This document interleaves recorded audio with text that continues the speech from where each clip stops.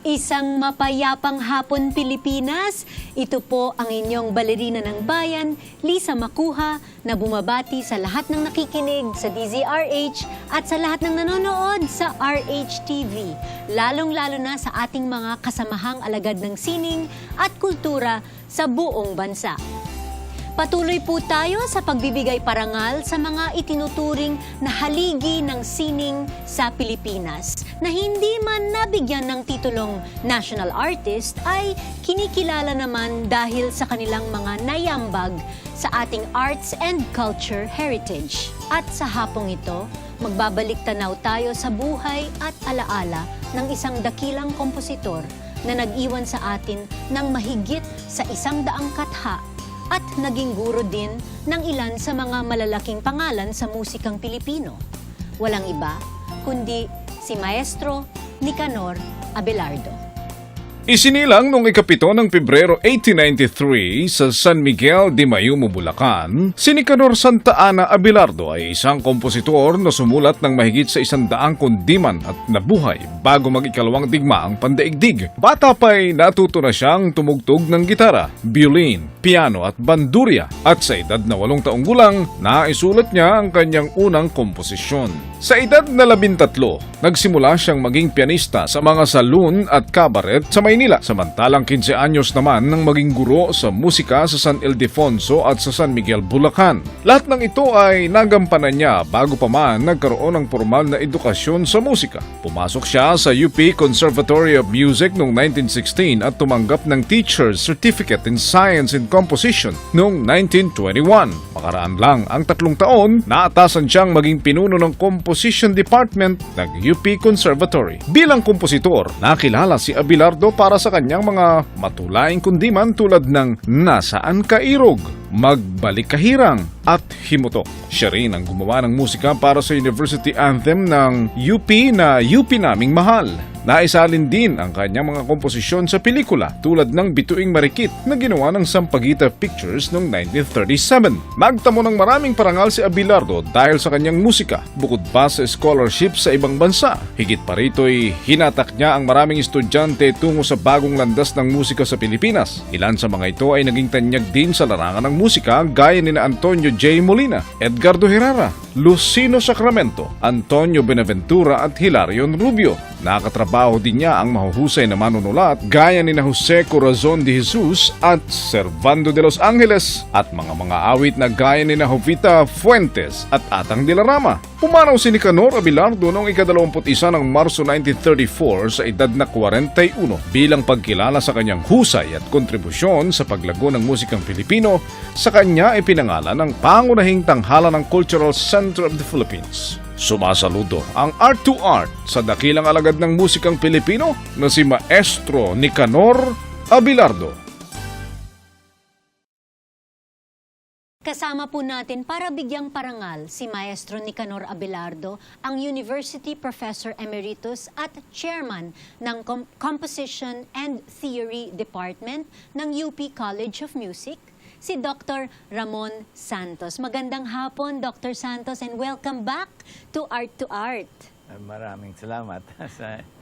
Sa mga nakikinig sa atin programa, si Dr. Santos ay una nating naging guest nung nagbigay tayo ng parangal kay National Artist Jose Maceda po nung 2009. Yes. Radyo pa lang, wala pang teleradyo noon. So, welcome po sa aming bagong studio. Una po sa lahat, Dr. Santos, can you please enlighten us, ang CCP Main Theater, of course, nakapangalan yan kay Nicanor Abelardo. Lahat ng mga Pilipino alam natin yon. Yet, hindi po siya national artist. Bakit po? Well, it's a little bit of a technicality, no? Dahil yung mga itinalagang national artist ay kailangan daw ay nabuhay noong matatag ang CCP. So it's just that technicality. But as far as greatness is concerned, as far as genius is concerned, talagang nararapat lang na bigyan ng dangal si Nicanor Abelardo. Yes. In fact, may pagka-child prodigy po siya, di po ba? Oh yeah, he was a child hindi Para po lang siyang si Mozart. hindi lang kundi talagang child prodigy siya. Sapagkat 6 na taon lang yata siya ay nakakatugtog na siya ng William Tell sa bandurya, yung mga ganyang mga kwento.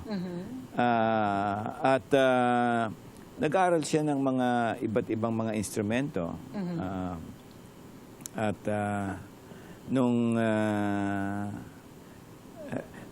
Hindi lang musika ang pinag-aralan niya. Nag-aral siya ng pagpinta.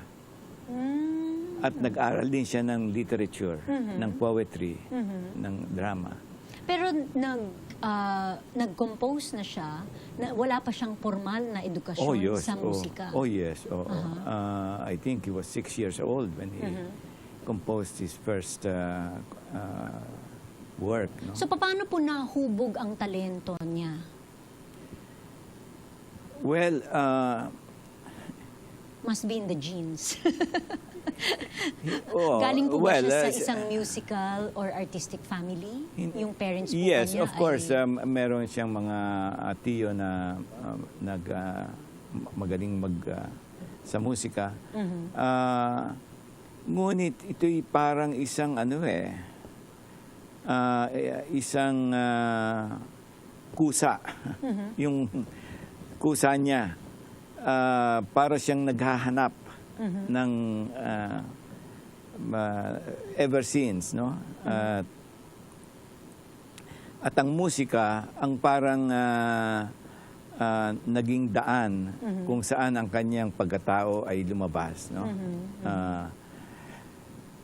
Ngayon, genius siya eh. Genius. Lahat ng hawakan niya, natututunan niya. Mga instrumento, no? Nag-aaral din siya ng cello.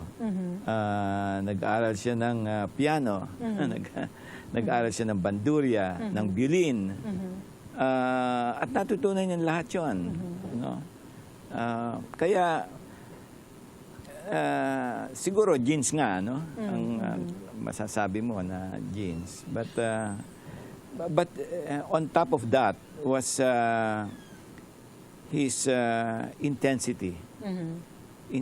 Intense siyang tao. At hindi niya yung pag-aaral ng formal ay hindi niya binigyan ng kahalagahan eh. Kundi kung ano yung gusto niya na matutunan. At musika ang, of course, ang kanyang... Nabanggit nga ninyo na hindi siya nagtapos ng high school, Oo. pero naging guro siya sa college. Oo. At hindi lang yan. Nung madiskubre na hindi siya nagtapos ng high school, ay bibigyan na siya ng master's degree. Wow! ng Talagang Chicago Musical College. And teenager pa lang siya nung nag-umpisa siyang magturo? Yes. Well, sa pagkakaalam ko, ang sa junior year niya ay pinagturo na siya ng solfege at harmony sa kolehiyo ng musika ng Universidad ng Pilipinas. Yon. Kaya talagang at ang mga sa kanya ay yung mga Amerikanong profesor. Ito yan. So, nabanggit nga na bukod sa UP, nakapag-aral din siya sa ibang bansa. Yes. Paano po na-impluwensyahan ang pag-aaral niya ang kanyang likas na talento sa musika? Well, alam mo, nung nandito siya sa Pilipinas, parang alam na niyan lahat eh. Alam na niyan lahat sa musika, sa harmony, sa counterpoint, at saka kung saan-saan mga ano. So, he really needed a greener pasture, so to speak, no? And that's why he tried his best to get out and study abroad. Of course, marami siyang kahirapang dinanas. Kapagkat hindi siya sinuportahan ng husto Bakit po? ng institusyon. Well, I mean, genius like this, tapos hindi siya sinuportahan ng institusyon na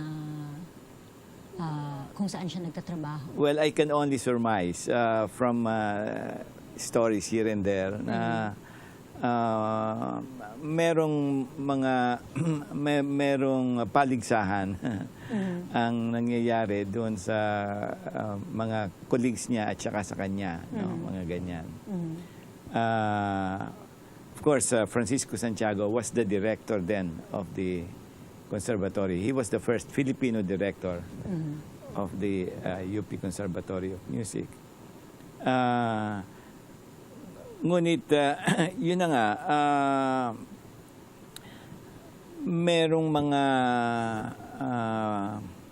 ano ba yun, complaint tungkol sa kanyang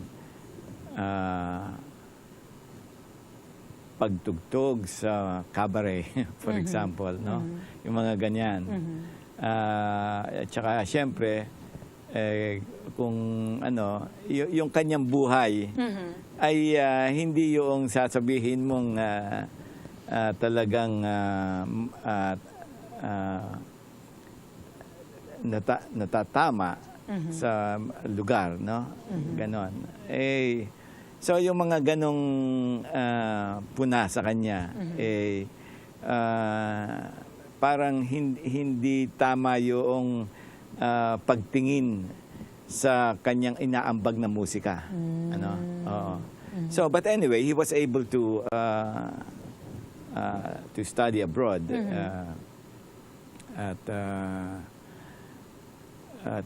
doon lumabas ang kanyang galing talaga. Sapagkat natutunan niya in 1 year ang mga bagong lengguwahe sa musika. Na hindi marami sa ating hindi alam yan. At dinala po niya dito pagkatapos niya mag-aral. Yes, oo. At yung mga bagong estilo, estilo ni Schoenberg, estilo ni Bartók, estilo ni... yan ay mga parang avant-garde, kung tawagin natin ngayon, no? Noong mga panahong yon. At sa pagsulat niya ng letter kay Hilarion Rubio, parang sinasabi niya na parang siya what do you call that? Natamo niya yung freedom. Yung freedom of expression. Yun ang kanyang pagkakasabi sa mga estudyante niya na naiwan sa Pilipinas. No? Hindi ko po alam na naging cabaret music. Nagtugtog pala siya sa cabaret. Yes. Hindi ko po alam yun. Okay, marami pa po tayong pag-uusapan tungkol sa dakilang kompositor at guro na si Nicanor Abelardo. Kasama po si Dr. Ramon Santos ng UP College of Music. Dito pa rin sa Art to Art, magbabalik po kami pagkatapos ng ilang paalala. Programang hatid ay sining at kulturang para sa lahat. Magbabalik ang Art to Art. Schedule ng mga inaabangang konsyerto.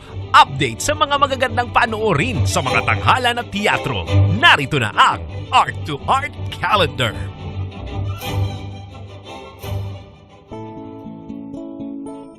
Narito ang ating arts calendar. Sa sining visual, inihahandog ng Embassy of Switzerland sa Manila sa pakikipagtulungan ng UBS at Ayala Museum ang exhibit na Timeless Swiss Landscapes by Manuel Baltimore na makikita mula May 28 hanggang July 1 sa Ayala Museum Ground Floor Gallery. Mahigit sa 100 obra na kinataan noong residency ni Baltimore noong 1994 sa Basel, Switzerland at mula sa kanyang pagbisita muli sa naturang bansa kamakailan lang ang makikita sa exhibit na ito. Para sa karagdagang impormasyon, tumawag sa 757-7117 hanggang 21 o mag-email sa museum_inquiry@ayalafoundation.org. Sa sayaw, Magkakaroon ng Philippine premiere ang bagong choreographic work ni Bianca Lee na pinamagatang Electro Kiff. Ito'y mapapanood sa May 30 alas 8 ng gabi sa tanghalang Aurelio Tolentino ng Cultural Center of the Philippines. Ang palabas na ito ay handog ng CCP sa pakikipagtulungan ng Alliance Francaise at ng Embassy of France. Sinamahan ni Bianca Lee ang urban street dance style na tinaguriang electro ng elementong teatro, contemporary dance at isang kakaibang soundtrack ni Tao Gutierrez na pinaghalong techno, electro house, afrobeat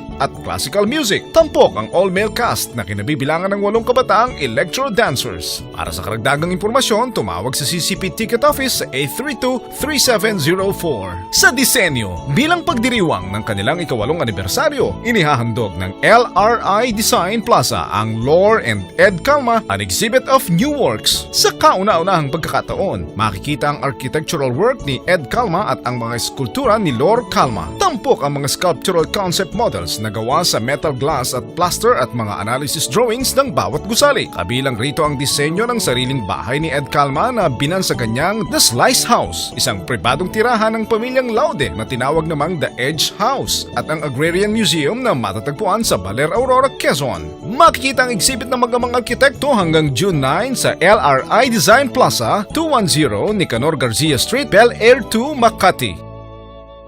Never before has there been these many stars assembled in a magical evening of dance. Ballet Manila and Manila Broadcasting Company bring you the most scintillating international ballet event of the year, World Stars of Ballet. 10 of the most acclaimed principal dancers from some of the world's most respected dance companies converge on stage at 7:30 p.m. on June 8 and 9 at the Aliu Theater, with lead artists from the Mariinsky Theater, the American Ballet Theater, the Royal Ballet, the English National Ballet, and the Norwegian National Ballet, and featuring our very own prima ballerina Lisa Makuha Elizalde with Ballet Manila, World Stars of Ballet, brought to you in cooperation with D&D Art Productions for the benefit of Ballet Manila's Project Ballet Futures. World Stars of Ballet. Tickets are now available at Ticket World. Call 891-9999 or log on to ticketworld.com.ph.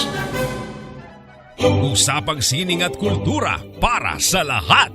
Kasama ang balerina ng bayan, si Lisa Makuha. Art to Art.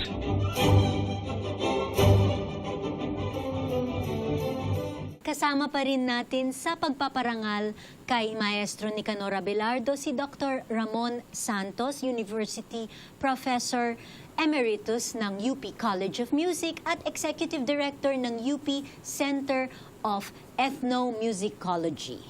Po, nabanggit po natin kanina na naging cabaret musician si Nicanor Abelardo. Bakit po niya pinasok ang trabahong ito? Was he a rebel? No, he was not. You know, sa akin, pagtingin, lahat ng musika ay parang he wanted to embrace, no? But of course, he needed money, and so he. Marami namang mga kompositor na gumagawa niyan eh. O nagtumutugtog sa silent movies noon. Pero marami bang mga profesor at guro sa kolegyo na nagtutugtog sa cabaret? Oh, sina Ben Camino, si Antonio Molina, hayaan din. Okay. So uso na pala yung gimmick noon. Oo. Pero yun na nga, si Abelardo ay parang para ring sa kanya yun eh. Yung parang release din sa kanyang sa kanyang buhay, ganyan. But of course, he was known because he was good at his art. He was good at his music. Speaking po of his music, for our listeners and viewers who are not familiar with the compositions of Nicanor Abelardo, how would you describe his music? Ano po yung estilo niya? Kung saan siyang estilo sumikat? Well, ang estilong sinikatan niya ay siyempre yung tinatawag nating romantic music, no? Yung mga kundiman. Mga kundiman, mga ganyan. Ngunit ang hindi natin nalalaman yung nangyari sa kanya nung pumunta siya sa Amerika. Na nahubog pa niya yung kanyang estilo sa pinaka modernong pamamaraan. Ano? Sapagkat nung bumalik siya o nung matapos yung kanyang pag-aaral doon, ay iba na. Iba na yung music niya, iba na yung language niya, o idiom na tinatawag natin. Yun nga lang, hindi itong mga gawa niyang ito ay hindi na i-propagate, na i-promote. Sapagkat mismo yung mga estudyante niya hindi naiintindihan yung musika niya. Ano? At sinasabi nga ni... Why? Was it because it was parang ahead of his time? Ahead of his time. Avant-garde na ba? Kung tawagin? Yes, oo. Yan ang tinatawag nating avant-garde at that time. Ano? This was 1931. So, mga conservative, medyo conservative pa ang music culture noon? At Yes. hindi pa accepting? Hindi pa. Meron lang mga tumutugtog ng mga Debussy, ganyan. In fact, ang nag-introduce ng music ni Debussy ay si Jose Maceda na dito. Ano? So, this was much later. But Abelardo really absorbed that idiom. At for example, yung Cinderella Overture niya, hindi masyadong kilala. Yung Sinfonieta niya, hindi masyadong kilala sapagkat yun ay nasa bagong idioma. Ang mga kilala sa kanyang mga gawa ay ang Mutya ng Pasig, of course, Nasa ang Kairog, Kundiman ng Luha, Bituing Marikit. Oh, yan. Of course, these are also great pieces. This is great music. Sapagkat yun na nga, inanalyze ko lahat yung musikang yan at nakita ko na yung paggamit niya ng idiom, whatever idiom it was, whether it was the harmonic idiom or the atonal idiom, ay nabibigyan niya ng kaukulang drama. Talagang ano ba yung tinatawag na talagang akmang-akma ang mga ang kanyang harmonic language sa kanyang ibig na ipalabas. Ano, ganyan. You said na meron siyang mahigit na 100 compositions, no? Documented po ba lahat ito? Are they written down in music sheets? Recorded hindi. for posterity? Alam mo, nung araw, walang mga gumagawa niyang mga documentation na ganyan eh. Okay. Ang nag-document lang sa music niya o nagkatalog ay si Arsenio Manuel. Ano, wala akong alam na talagang naglista ng mga music niya. Sapagkat noon naman, ang mga may magpapagawa sa kanya, susulat, pagkatapos wala na. Hindi ganon. Except yung mga big pieces, of course, yung mga kundiman, yung mga overture, mga ganyan. No? Yun, merong kopya ang Kolehiyo ng Musika, ang College of Music sa UP. Do you have any personal favorites po dun sa mga composition niya? Well, dahil ako'y isang modernong kompositor, ang paborito ko, siyempre, yung mga modernong gawa niya, lalo na yung Sinfonieta, at saka yung violin sonata na talagang ang makikita mo yung drama ng kanyang, pati yung parang talambuhay niya yun eh. Ano, yung drama ng... Ngunit paborito ko rin ang Mutya ng Pasig. Sapagkat ang Mutya ng Pasig ay yan parang isang microcosm ng kanyang poetic. Kanyang pagkamatulain. Ano? At hindi lang dapat, hindi lang iisang tao ang nandyan. Hindi lang yung mutya ng Pasig. Kundi meron ding narrator. Kaya ang drama dyan sa mutya ng Pasig ay napakatindi eh. Oh, well, just by analyzing it, no? And then, of course, nasa ang Kairog. Nasa ang Kairog, yun ang isa sa mga unang lumihis sa himig ng kundiman. Kasi ang kundiman noon ay nanggaling sa himig yan eh. Mga melody, ano? May mga stock melodies yung kundiman. Pero nung napasa kamay na ni Abelardo yan, ay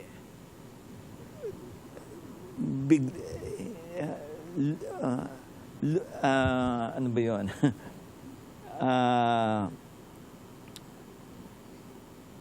He went away from that stock melodies. At gumawa siya ng kanyang sariling himig. At yung himig ng nasa ang Kairog ay para talagang naghahanap. Alam mo ba yun? Nasa ang Kairog parang naghahanap. Yon ang tinatawag namin sa musika na tone painting. Ano? Okay. At si Abelardo talagang magaling siya sa mga tone paintings. Sa mga ganyan. At nandyan din yung kundiman ng luha. Yan ang mga paborito ko. Ay, hindi niyo paborito po yung ano, yung UP hymn? Nabanggit niyo kanina na sinulat niya ng mabilisan sa jeep. Totoo po ba yun? Well, ewan ko kung may jeep na nun. But anyway, he was on his way. He was on his way to submitting that particular composition nung sinusulat niya yon. At syempre, yun ang nanalo. Ano? Sapagkat yung hymn na yon, sa akin,